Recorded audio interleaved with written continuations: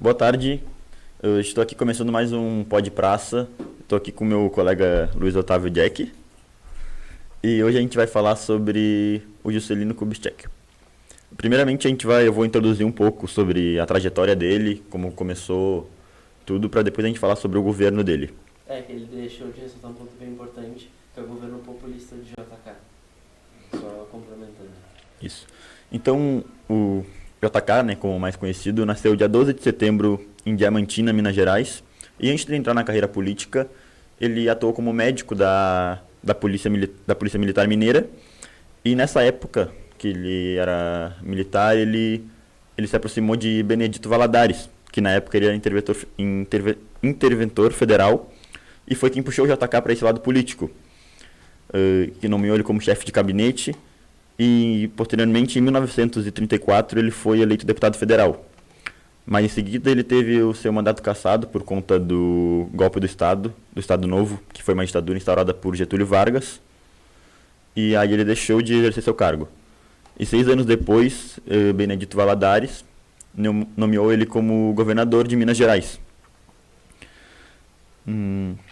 Depois disso, ele foi deputado constituinte pelo PSD e governador, que tem uma informação que é legal, que ele foi governador ganhando em cima do seu cocunhado.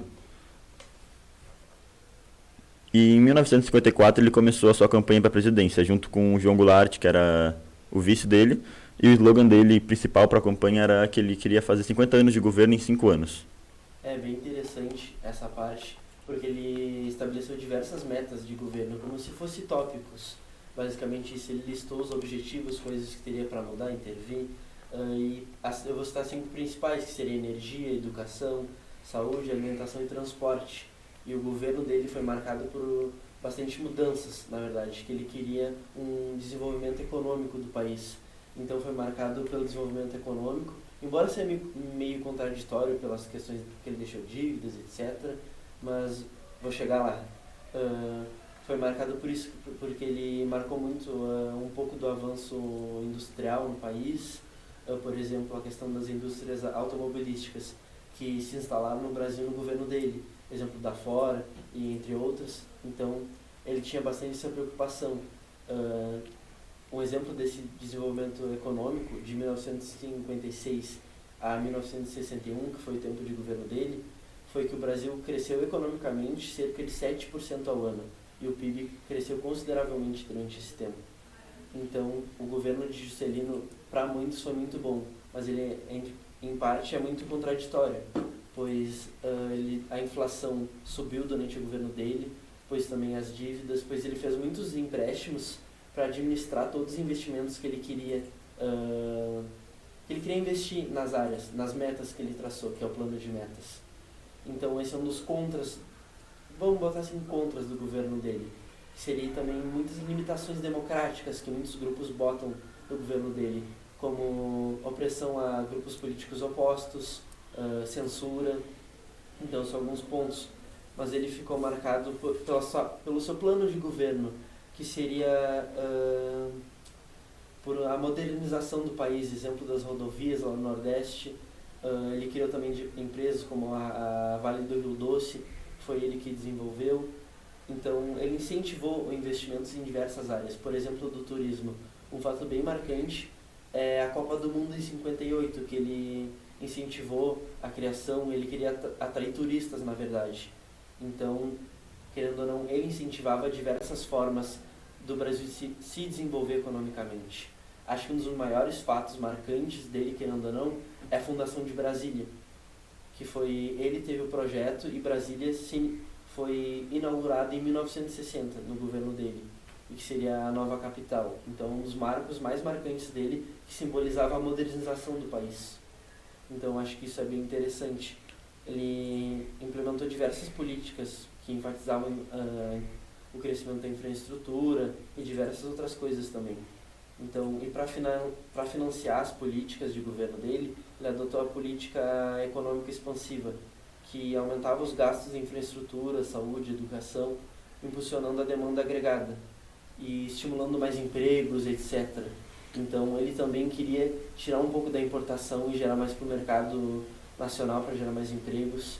Então ele visava muito o desenvolvimento econômico do país. Só que para isso ele precisou fazer bastante dívida, né? Porque isso é como tu falou, que é um dos pontos negativos do governo dele. Ele gastou muito, ele não tinha dinheiro suficiente nos bancos nos cofres públicos. Ele teve que fazer empréstimos com vários países de fora, que ele não conseguiu arcar com essas despesas até o final do seu mandato, e por isso ele deixou muitas dívidas. Então, por esse motivo, muita gente não acha o governo dele um dos melhores, por conta que ele deixou o país numa grande dívida. Por mais que tenha mudado bastante coisa, revolucionado, ter sido modernizado muita coisa, como tu falou, criado Brasília, que mudou bastante o jeito de unir a política, porque hoje, basicamente, a política é centralizada lá. Brasília que comanda o resto do Brasil, os estados, os municípios. Sim, interessante da questão dos investimentos é a política independente externa, que seria que ele criou relações com países não tão comuns, por exemplo, da União Soviética na época, que ele visitou países africanos, latinos, então ele criou relações com países que não eram habituais do comum que nem a gente tem hoje em dia, que a gente tem mais forte ligação com a China, entre outros. Então seria mais, ele procurava um governo mais independente, mas ao mesmo tempo ele necessitava de outros países para a questão dos investimentos, que ele buscava muita mudança em pouco tempo, né? A própria política de 50 anos em 5 demonstra isso. Então ele recorria muito a isso. Então é algo que ficou marcado. Então ele também buscava muito passar uma visão de um país moderno pela busca de investimentos, como se fosse bancar mais ou menos o que ele tinha arquitetado. Então é algo que ele queria passar, uma visão de um país mais bonito, mais moderno, mais urbanizado. Por exemplo, que o país, no governo dele, que ficou o lema do Brasil, país tropical. Então ele tinha muito essa preocupação com a visão de fora das pessoas com o Brasil. Ele conseguiu passar uma imagem boa do Brasil, principalmente para atrair turismo, que foi como tu falou, Sim. que foi uma coisa que ele prezou bastante e trouxe bastante dinheiro para o Brasil, porque as pessoas vêm, gastam, recebem mais investimento. Como tu falou, a Copa, que foi um evento gigantesco que ele conseguiu trazer para o Brasil, o que com certeza trouxe muito dinheiro, muito investimento, muito lucro para o Brasil, que ajudou nessa modernização do governo dele. Sim, uma das partes ruins também do governo dele é que na política expansionista dele, ele ofertava a possibilidade de crédito para as pessoas mais facilitada. Então, querendo ou não, as pessoas tinham mais acesso ao crédito, teve redução de impostos, teve a questão de aumentar os gastos para gerar mais emprego. Então, querendo ou não, é um dos pontos que pode se citar negativos. Então... É porque isso ele acabou ajudando bastante a população, só que isso uma hora a conta chega, né? Uma hora alguém tem que pagar e ficou faltando isso para os próximos governos. Mas eu acho que, querendo ou não, para a população em geral, assim, ele foi um bom presidente que governou bem o país, o Brasil. Sim, é que na verdade eu vejo no meu ponto de vista que ele, querendo ou não, era muito interessante o plano de governo dele de 50 em 5. Mas na prática isso enfrenta muitos problemas, como ele enfrentou a questão de verba, querendo ou não, é um dos principais fatores que impossibilita muitos projetos de governo. Sim, porque imagina tu querer fazer 50 anos em 5 anos. É uma coisa que, mesmo com muito dinheiro, é difícil, é praticamente impossível. E ele tentou fazer o máximo, cumprir todas as metas dele, como tu falou, o plano de metas deles, ele tentou ao máximo, e por isso ele ficou devendo bastante. Sim, ele também era, não vou dizer mais amplo, mas ele buscava atingir diversas, não áreas da sociedade, mas diversos grupos. Talvez por isso se chama ele de... que ele teve um governo populista, que ele fazia apelo ao povo. Que na verdade um governo populista seria aquele que faz apelo ao povo. Então, ele, querendo ou não, ele tinha essa visão mais ampla. Então, eu acho que o que marca mais da era dele mesmo, querendo ou não, a ideia de governo dele era muito boa, talvez na prática tenha sido um pouco diferente, mas eu vejo mais como essa visão, que ele se preocupava com uma visão externa do país em si. A questão do turismo, que é muito interessante. Querendo ou não, o país, a cultura do Brasil é muito rica. Então, acho que deve se explorar isso, que hoje em dia acho que tirou um pouco esse foco. Sim. Então, ele tinha, querendo ou não, o plano de metas dele era bem interessante, a forma como ele organizava. Então, a questão das rodovias, que lá para o Nordeste melhorou muito. Só a questão dos investimentos, que era um dos problemas que muitos grupos não gostavam não gostaram muito do governo dele, que ele direcionou mais os investimentos para o Sudeste. Então seria como uma não centralização de poder, mas de investimentos. Tu acha que isso tem a ver por alguma coisa dele ser de Minas Gerais, por ele querer governar mais pro povo dele, ou era porque lá era mais as capitais? Eu acho que pela questão do país em si se centralizar mais na região Sudeste. Acho que até a questão de Brasília também representa um pouco disso, de a localização de Brasília ser onde ela é.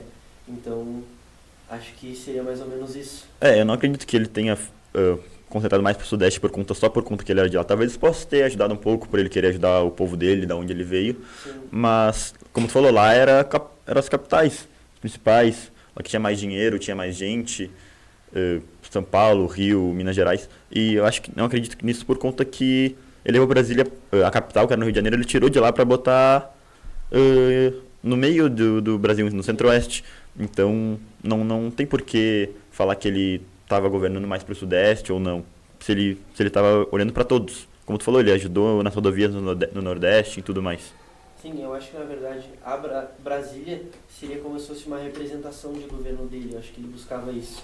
A representação de um marco de um país mais industrializado, mais moderno, porque querendo ou não, nas políticas de governo dele ele buscava muito isso.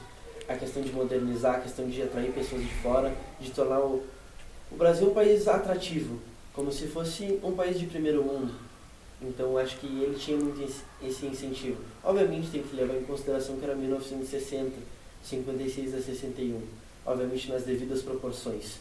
Mas ele já tinha muito essa preocupação de como o país era visto. E ele queria que o Brasil fosse uma potência. Talvez por isso ele queria liberdade externa, que não queria depender de outros países. Acho que foi aí que ele se perdeu um pouco na questão dos empréstimos que ele fez com outros países. Mas acho que foi mais pela questão da necessidade. Acho que sim, ele falava que ele ia ser mais independente, mas mesmo assim dependia dele, sim. Mas se não fosse isso, não seria possível exercer as políticas de governo dele. Então, querendo ou não, era necessário.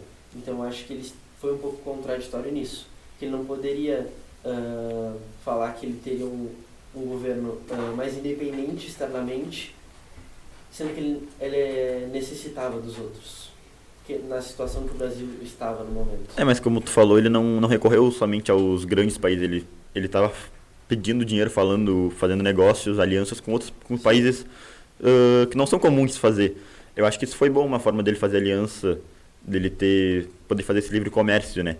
E esse assunto de turismo e Brasília, eu acho que tem ligação uma coisa com a outra. Porque até então a capital do Brasil era no Rio de Janeiro. Só que no Rio de Janeiro já era um lugar muito forte de turismo, desde sempre, por ser como tu falou, aqui o Brasil é conhecido como país paradisíaco. País tropical. País tropical, isso.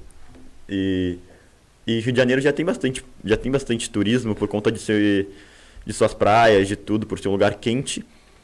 E eu acho que tava muita coisa concentrada no Rio de Janeiro. E aí ele tirando para Brasília, ele concentrava toda a política em Brasília, porque o principal de Brasília, quando tu pensa em Brasília, tu pensa em política. Tá tudo concentrado lá. E também uma forma de turismo. Para quem quer fazer turismo mais tropical, vai para Rio de Janeiro. Quem quer fazer mais centralizado em política, que gosta disso, pode ir para Brasília. Isso gera mais dinheiro para o Brasil e para tudo mais. E, consecutivamente, ele tem mais dinheiro para fazer as coisas todas. Sim. Uma questão também que é muito ligada ao governo dele é a questão dos impactos ambientais, para ele buscar essa modernização, urbanização. Teve muitos impactos ambientais, então é um ponto que também tem que ser posto. Por exemplo, não situações diferentes, mas a Vale do Rio Doce, que foi o que aconteceu o desastre lá em Minas, foi ele que desenvolveu e tudo. Então, obviamente, 1961, acho que o desastre foi há uns 4, 5 anos atrás, não lembro. Mas tinha muito ligado a isso, e que nem ele citou a centralização do Rio, etc. Também ficou marcado pela concentração de renda. Embora ele investisse para gerar novos empregos, em indústrias, querendo ou não, ele investia nas empresas e enriquecia certas pessoas. Então tinha uma centralização de capital, querendo ou não. Então são alguns fatos que tem que se botar na balança, pesam também. Não pode se citar que o governo de Celino foi mil maravilhas, como é o plano de governo dele, o plano de metas. Se for botar na ponta do papel o plano de metas, é excelente, mas na prática encontra diversos problemas, como eu citei aqui. O principal problema realmente é a verba, era a falta da verba. Eu acho que ele tinha muitas ideias boas, que muitas ele colocou em prática, mas nem todas por conta da verba. Sim, Eu acho que ele foi um presidente bom para a população em geral. Como tu falou, ele não governava só para uma classe, para os ricos ou só para os pobres. Era para a população em geral. Ele queria ajudar todo mundo com o que ele tinha e com o que ele não tinha, né? Porque também por conta disso gerou bastante dívidas. Então, eu acho que o governo dele foi bom no final. E como tu falou, ele não conseguiu colocar todos os planos, o plano de meta deles em vigor. Mas o que ele tentou, o que ele conseguiu, o que ele conseguiu fazer, deu certo. sim, E eu acho que também ele não teve mais tempo para isso, porque naquela época não existia a reeleição. Então, em 1961, né? sim. 61 acabou o mandato dele e ele teve que sair. Tanto que depois ele até voltou como ele foi senador.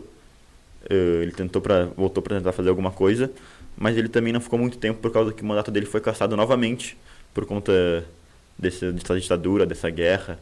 Então ele não conseguiu. Acho que ele ficou pouco tempo e teve que sair. Sim, mas até então acho que muitas pessoas têm um governo Juscelino bom. Por exemplo, a gente tem aqui em Pelotas a Rua, Juscelino. Como exemplo, eu brinquei antes do podcast, meu cachorro se chama Juscelino por causa da rua, não por causa do presidente. Mas acho que fica Porque tu não é um grande citar. fã do presidente? Eu sou um grande fã do meu cachorro, sinceramente, pessoal. Mas acho que o Juscelino tem seus pontos positivos e querendo ou não, o plano de governo é muito interessante se analisar a questão da organização. Então, acho que o governo Juscelino em si foi bem produtivo, embora tenha seus contras, mas tem os prós também. Isso que tu falou, que tem uma rua, né, aqui em Pelotas com o Juscelino, é uma das ruas principais aqui de Pelotas, uma das avenidas principais. Isso mostra o quão importante ele era, o quão grande ele foi, o presidente. É Não, que não necessariamente o todo país mundo. em si tem mais essa questão do hábito de se botar nome de pessoas marcantes na história, nome de ruas, que nem, por exemplo, tem o bairro Getúlio Vargas, que até Sim. então as gurias vão falar no outro podcast. A gente tem esse hábito do nome das ruas. Então, por exemplo, tem de escritores e tudo, mas tem de ex-presidentes, então é uma característica daqui. Então, até pela valorização, tem pessoas que não admiram tanto o Juscelino, não admiram Vargas, são grupos, não dá pra agradar todo mundo. Mas acho que não importa o presidente ou não, em parte agrada certas pessoas. Isso é porque também quando tu governa pra muita gente, não tem como todo mundo gostar de ti ou todo mundo te odiar. Sempre vai ter uma parcela que vai gostar de ti, uma parcela que não vai gostar, mesmo tu fazendo tudo que tu pode. Sim, é que nem o Panda até brinca a questão da democracia. Que a democracia é 50 mais 1. Só que 50 mais 1, normalmente a maioria é os idiotas. O Isso. Panda brinca bastante com isso. Então, não necessariamente porque ele é o mais conhecido que ele foi o melhor presidente, ou governador, ou prefeito, o que seja. Então, a questão de popularidade não é diretamente relacionada ao que o presidente fez, que nem eles são que nem tem o Juscelino, tem o Jango, que vai ter outro, acho que já teve podcast. Inclusive o Jango foi o vice do JK, que inclusive depois que o JK saiu, ele entrou. Ele era um governo que fazia muito apelo ao povo, né? Por isso o nome governos populistas, que seria essa conexão que eles tinham com o povo em si. Então, acho que seria isso. Meio que o governo dele foi interessante. Tem os prós e contras, mas como eu falei, não tem como agradar todo mundo. E se agradar a maioria não necessariamente quer dizer que ele foi bom. Então, acho que seria resumidamente isso. Um governo marcado de avanços industriais, tecnológicos, avanço no meio urbano. Então, acho que o governo dele se resume basicamente a isso. O Brasil ele já não tem um histórico muito bom desde sempre, não de agora das últimas eleições, mas desde antes, mesmo antes de atacar, não tem presidentes muito bons. Inclusive teve o desastre que roubou todo o dinheiro da poupança, foi Getúlio, né? Foi Collor. O Collor, Fernando Collor, isso. E então, que não vou entrar mais a fundo aqui porque não é a nossa área, mas não tem um histórico muito bom, então quando alguém tenta fazer alguma coisa, o povo reconhece. Sim, é que na verdade o Juscelino também recorreu muito a isso, querendo ou não, o Brasil é um país com a população é um grande número, né? Acho que 230 milhões hoje em dia, mas na época era menos. Querendo ou não, é muito difícil tu abranger até nos limites geográficos do país. É um país muito grande, então demanda de muito investimento, é muita mudança. É que nem ele teve as mudanças nas rodovias, a extensão do Brasil é enorme.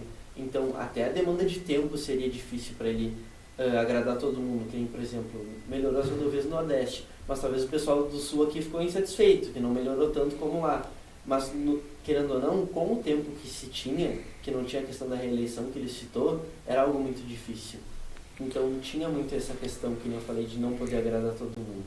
Mas eu creio, a visão que eu tiro de tudo isso é que foi um governo produtivo. Isso, como não tinha reeleição, ele teve que fazer esse slogan que ele usa muito, que era o que ele queria, que era botar 50 anos em 5 anos. Ele só tinha esses 5 anos para fazer, e mesmo se ele fosse o melhor presidente, todo mundo adorasse ele, não ia ter como voltar, porque não existia isso. Sim. Era 5 anos e acabou. A não ser que ele desse um golpe de Estado, alguma coisa assim, como já aconteceu outras vezes. Sim. Mas eu acho que essa não era a ideia que ele queria, a visão que ele queria passar, até porque seria uma ditadura, né? E não era a ideia do governo dele. Como tu falou, era um governo populista, não um governo ditador. Sim. E Então, eu acho que para encerrar aqui eu vou terminar de contar a trajetória dele, que foi como quando ele morreu. Não sei se tem mais alguma coisa para falar. É isso. Então, ele morreu em 22 de agosto de 1976 em um acidente de carro. Foi um acidente bem trágico, que na época muita gente ficou achando que podia ter armado para ele por algum motivo político, né? Porque mesmo depois dele ter terminado o mandato dele, ele foi senador, ele teve outros movimentos na política, ele nunca saiu desse ramo, porque parece que quando ele deixou de seguir a carreira de médico, ele começou a gostar disso, e foi isso. Então, parece que estavam suspeitando que podia ter sido alguma armação, algum assassinato, só que o laudo médico, o laudo pericial, afirmou que não teve nada, foi uma fatalidade mesmo. Ele morreu por um acaso, eu não sei direito como é que foi o acidente. Mas eu sei que depois de 20 anos, a família dele voltou a bater nessa tecla que tinha sido um assassinato, uma armação.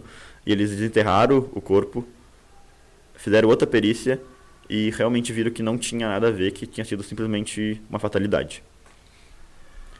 E foi esse podcast, pessoal. Queria agradecer ao meu colega aqui. Queria agradecer de todos também, a gente gostaria de agradecer. e ao nosso professor Gabriel por ter dado esse trabalho. Da gente também ao produtor Fiapo, a gente gostaria de agradecer ele também. Fica sempre aqui em todos os podcasts. Escutando, às vezes a gente dá uma enrolada, se enrolando, mas acho que faz parte. É isso aí, gurizada. Valeu, deixa o like, se inscreve no canal. Obrigado.